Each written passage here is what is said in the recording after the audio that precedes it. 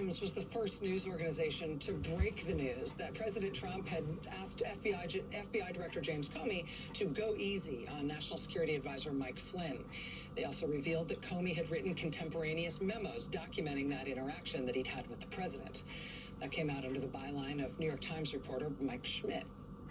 Days after that bombshell, the Times dropped another one, that Trump had also called Jim Comey, pressuring him to put out public word that he was not under, that the president was not under investigation. That was also reported by Mike Schmidt. Then the Times broke the news that the president had asked Attorney General Jeff Sessions to go back and retake control of the Mueller investigation after Attorney General Sessions had already recused himself. That again was reporter Mike Schmidt. Schmidt was then first to report that Trump had ordered Special Counsel Robert Mueller to be fired, only backing off when White House counsel Don McGahn threatened to quit. When we later learned that McGahn, the White House counsel, had cooperated extensively with Mueller's investigation, that too was reporting by Mike Schmidt. Schmidt was first to report that in the days after James Comey was fired, the FBI had opened an inquiry into whether or not President Trump was secretly working as a Russian agent. That was a Michael Schmidt byline too. Schmidt was first to obtain the questions that Special Counsel Robert Mueller wanted to ask of President Trump. He was first to break the news that Trump had wanted his Justice Department to prosecute political adversaries, including Hillary Clinton and James Comey. On top of story after story after story on the Russia investigation, Michael Schmidt was also first to report that President Trump had overruled national security officials in order to give son-in-law Jared Kushner top-secret security clearance. Hide your secrets, hide your ice cream. The New York Times' Michael Schmidt has been a fearsome scoop machine during the Trump era. And now with this new book that he's got out tomorrow, he's breaking even more news. Among the book's many revelations is the fact that no element of the U.S. government, including the Mueller investigation, including the FBI, has ever examined President Trump's ties to Russia, including his financial ties. It's not that anybody looked into that and found out all was fine, and that's why we never heard anything about it. Literally, no one has ever looked. Not the FBI, not Mueller, not the intelligence committees, no one. Joining us now for the interview is Pulitzer Prize-winning Washington correspondent for the New York Times, the aforementioned Michael Schmidt. The new book is called Donald Trump versus the United States, Inside the Struggle to Stop a President. Mr. Schmidt, congratulations on this. Thanks for being here tonight for the first interview. Thanks for having me. So I've read enough of this stuff that I know that you're thinking now nobody's going to read the book because Rachel's read so much of it. But I want to zoom in on what feels to me like the very heavy revelation you land on by the end of the book about there not being any counterintelligence investigation of the president. How should people understand the importance of that, and how different is this from what we previously understood about what had been looked into and what hadn't?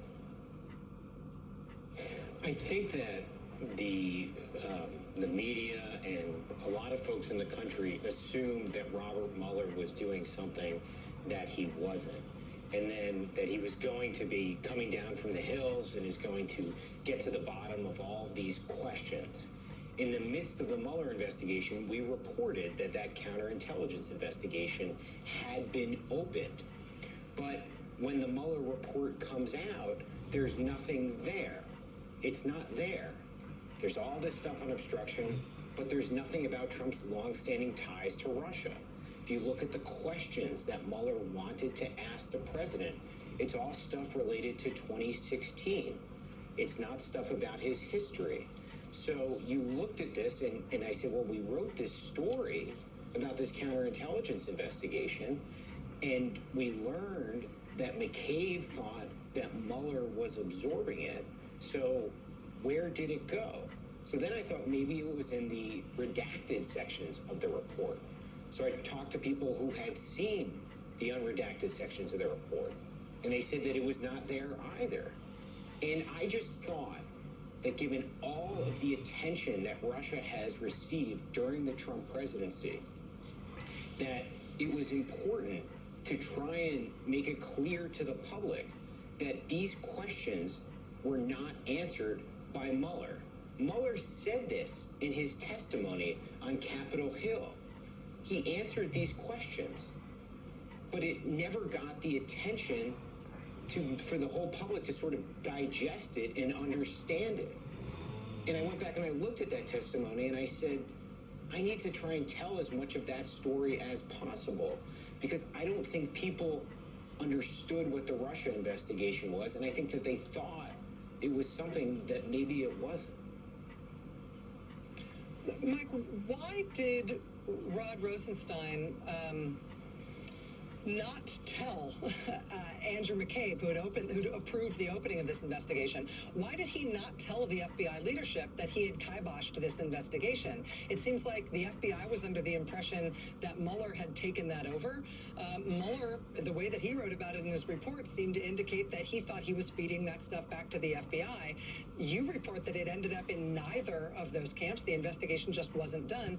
Why did Rosenstein keep this from the FBI when he made this call? Rosenstein felt that McCabe and the FBI were out of control. McCabe had taken this decision to open the two-pronged investigation on his own, and Rosenstein felt that McCabe may have conflicts of interest. The president had been attacking McCabe.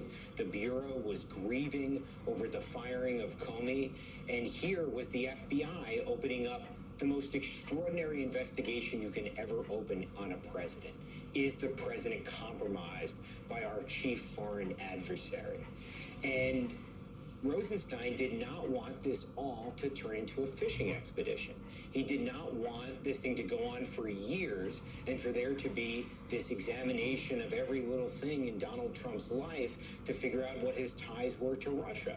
Rosenstein thought that it was not a secret that the president had an affinity towards Russia. He'd essentially run on that, and that this was not something that should be undertaken. He says to Mueller, if you guys want to do more, you can come back and ask for that. But he tells Mueller to focus on the 2016 election, focused on whether crimes were committed as part of that. Clearly, though, at the leadership levels of the FBI, they weren't under the same they didn't have the same understanding about this as Rosenstein did. I want to play you a real quick clip from Andy McCabe on 60 Minutes talking about what he thought happened to that counterintelligence investigation and why he thought it was safe. The control room, this is clip number 2. If you could just play this in a way that Mike can hear it and so can our viewers. Thanks. I met with the team investigating the Russia cases, and I asked the team to go back and conduct an assessment to determine where are we with these efforts and what steps do we need to take going forward. I was very concerned that I was able to put the Russia case on absolutely solid ground in an indelible fashion, that were I removed quickly or reassigned or fired, that the case could not be closed or vanish in the night without a trace. You wanted a documentary record. That's right. That those investigations had begun because you feared that they would be made to go away. That's exactly right. Andrew McCabe thought that he had made sure that the counterintelligence case couldn't vanish in the night without a trace, that it couldn't be made to go away, at least without people knowing that it had been made to go away. It seems like that's exactly what happened, though. Well, this is about these 8 days in May between the firing of Comey and the appointment of Mueller. Comey is fired. The White House relies on a document created by Rosenstein as the White House's rationale for the dismissal. The president comes out afterwards. He says a lot of unusual things. McCabe and these investigators eventually sit down in this period of time and open up this investigation. And McCabe believes by opening it, he will be protecting it, that he will be creating a paper trail. And he's pushing Rosenstein to appoint a special counsel. He's saying we need a special counsel. If we had had one in the Clinton email case, we would be on much different footing. This needs to happen. And Rosenstein goes ahead and he appoints Mueller. And McCabe thinks it's one of the greatest accomplishments of his life.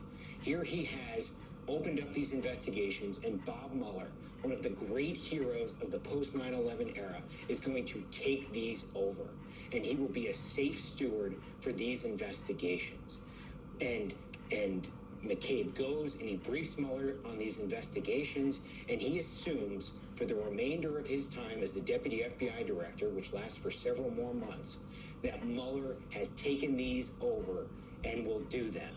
McCabe then, 2 years later, picks up the Mueller report and looks at it and says, it's not there.